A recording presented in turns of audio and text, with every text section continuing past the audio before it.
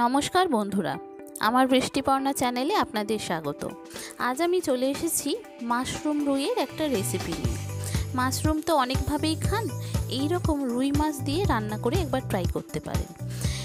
আমি এখানে বাজারে এই রকম ধরনের মাশরুম পেয়েছি। এই মাশরুমগুলো ঝুলিয়ে চাষ করা হয়, মানে বাইরে থেকেই কেটে নিয়ে এগুলো বাজারে আসে।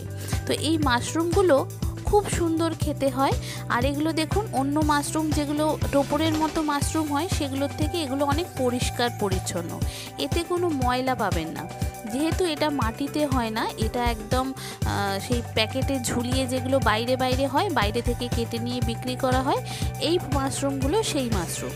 তো এই মাশরুমগুলোই খুব পরিষ্কার, তবুও আমি ভালো করে ধুয়ে পরিষ্কার করে নেব। আমি এগুলো এক এক ছোটো ছোটো করে যতটা পেরেছি কেটে নিয়েছি। খুব ছোট করার দরকার নেই, কেন যখন আমি রান্না করব তখন এগুলো একদম ছোটই হয়ে যাবে। তো সেই জন্য খুব বড়গুলোকেই ছোট ছোট করে কেটে নিলাম, আর যেগুলো একদম ছোট ছোট আছে সেগুলো আর কাটবো না। এগুলোকে তবুও একটু পরিষ্কার, যেহেতু তবুও একটু ভালো করে আমি ধুয়ে পরিষ্কার করে জল পাল্টে পাল্টে পরিষ্কার করে নেব। আর যেগুলো গোড়া থেকে যেগুলো থাকে, শিকড় বাকড় যেগুলো থাকে, সেগুলো ধুয়ে ফেলে দেব, সেগুলো নেব না। এগুলোতে প্রচুর জল থাকে এই মাশরুমগুলোতে, সেই জন্য যখন রান্না করবেন এগুলো আগে খুব ভালো করে ভাজতে হয়, তারপরে রান্না করতে হয়। তো দেখুন, আমি জল পাল্টে পাল্টে দুবার তিনবার জল পাল্টে পাল্টে এগুলোকে ভালো করে ধুয়ে নিয়েছি। জলে ভিজিয়েও রেখেছিলাম কিছুক্ষণ, একবারে পরিষ্কার হয়ে গেছে। আর মাছ, আমি যে রুই মাছ নিয়েছি, আমাদের রুই মাছটাই খুব বেশি হয়, কাতলা মাছটা হয় কিন্তু খুব কম, সেই জন্য রুই মাছ নিয়েছি। সেই রুই মাছগুলোকে আমি ভালো করে নুন হলুদ মাখিয়ে এগুলোকে লাল লাল করে আগে ভেজে নেব। বন্ধুরা, আমার রেসিপিটি যদি ভালো লাগে তাহলে আমার চ্যানেল বৃষ্টিপর্ণাকে অবশ্যই সাবস্ক্রাইব ও ফলো করে দেবেন, আর পাশে থাকার বেল আইকনটি অবশ্যই অন করে দেবেন। তাহলে যখনই আমি ভিডিও আপলোড করব আপনাদের কাছে নোটিফিকেশান চলে আসবে। আর ভিডিওটি দেখতে দেখতে একটা লাইক ও শেয়ার করে দেবেন। কেমন হলো রেসিপিটা আমাকে অবশ্যই কমেন্ট করে জানাবেন, নাহলে বুঝবো কী করে যে আপনার ভালো লেগেছে। দেখুন, মাছগুলো আমি ভেজে নিলাম। এবার যে তেলটি পড়ে আছে সেই তেলেতেই মাশরুমগুলো দিয়ে দেব। মাশরুমগুলো তেলে ভাজতে ভাজতে দেখবেন প্রচুর জল বেরোচ্ছে। এই মাশরুমে প্রচুর জল থাকে। যখন জলটা একদম শুকিয়ে, যখন লাল লাল করে একদম শুকনো হয়ে যাবে, তখন আপনার এই মাশরুম ভাজাটা হয়ে যাবে। এত সুন্দর খেতে হয় এই মাশরুম, দেখবেন এই সারা গরমকাল ভোর আপনি পাবেন। যেমন ওই যে টোপর মতো মাশরুম যেগুলো প্যাকেটে বিক্রি হয় সেগুলোও যেমন পাবেন, আর এই মাশরুমগুলোও এখন প্রচুর পাবেন। এগুলো এই সময়টাই ওঠে। তো শীতকাল, এই গরমকাল ভোর এই মাশরুমটা খুব ভালো পাবেন। আর এই রকমভাবে যদি আপনি মাশরুমটা খেয়ে দেখতে পারেন, খুব সুন্দর খেতে হয়। রুই মাছ বলুন বা কাতলা মাছ বলুন, যে কোনো মাছের সাথেই খুব ভালো টেস্ট লাগে। তো দেখুন, মাছ এ থেকে কত জল বেরোচ্ছে, আর এগুলো করতে একদম শুকনো হয়ে কতটা কমে গেল দেখুন।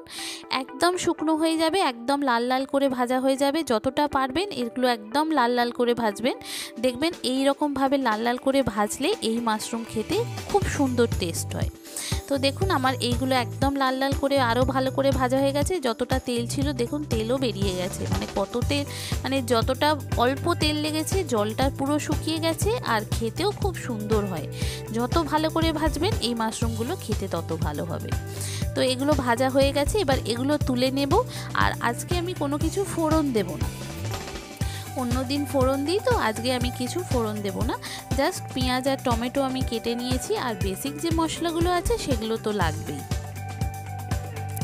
খুব টাইম লাগছে আমার এই মাশরুমগুলো ভাজতে, একটু টাইম লাগছে। দেখেছেন একদম লাল লাল হয়ে গেছে, এই রকমভাবে আপনাকে ভাজতে হবে।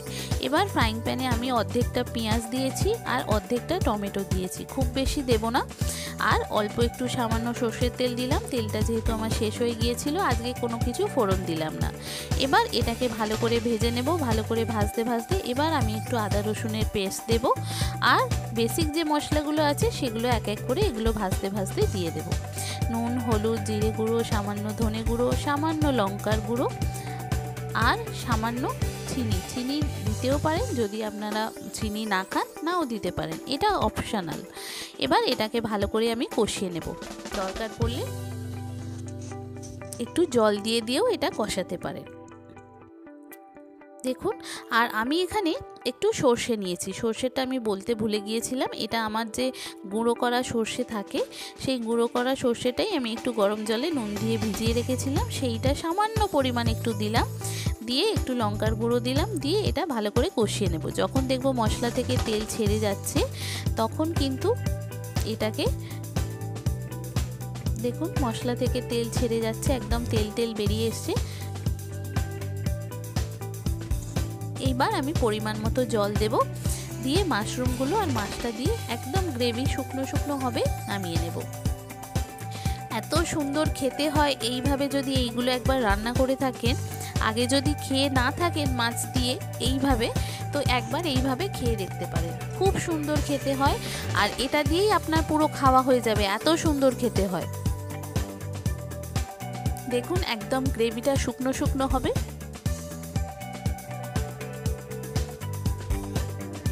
দারুণ খেতে হয়। যে সমস্ত বন্ধুরা, নতুন বন্ধুরা আমার ভিডিওটি দেখছেন অথচ আমার চ্যানেলটি সাবস্ক্রাইব বা ফলো করেননি, তাদেরকে অনুরোধ করব আমার বৃষ্টিপর্ণা চ্যানেলকে সাবস্ক্রাইব ও ফলো করে দেওয়ার জন্য।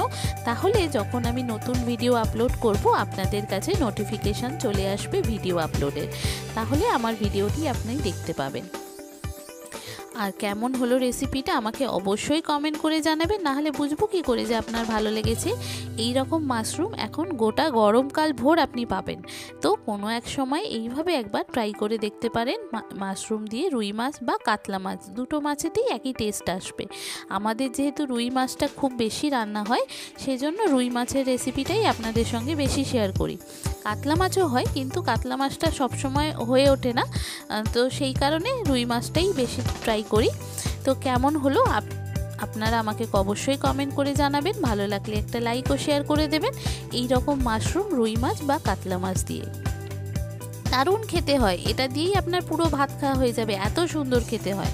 আগে না খেয়ে থাকলে এইভাবে একবার ট্রাই করুন, কথা দিচ্ছি খুব ভালো লাগবে। কেমন হলো আমাকে অবশ্যই কমেন্ট করে জানাবেন, ভালো লাগলে একটা লাইক ও শেয়ার করে দেবেন। থ্যাংক ইউ বন্ধুরা।